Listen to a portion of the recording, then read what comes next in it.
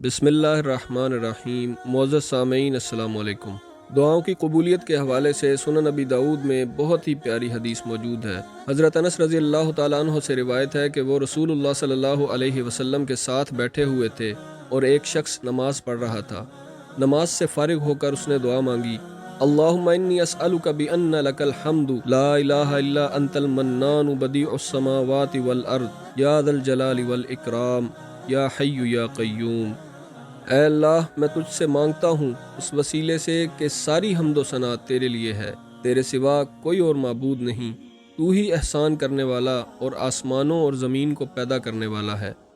اے جلال اور عطا و بخشش والے، اے زندہ و جاوید، اے آسمانوں اور زمینوں کو تھامنے والے۔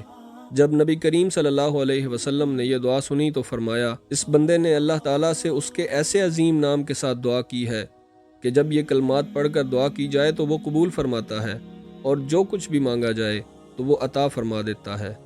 بہنوں اور بھائیوں، ہمیں چاہیے کہ اس دعا کو یاد کریں اور اللہ سے اپنی حاجات کے سوال سے پہلے اس دعا کو پڑھ لیں۔ اللہ تعالی ہماری جائز حاجات کو اپنی بارگاہ میں قبول فرمائے، آمین۔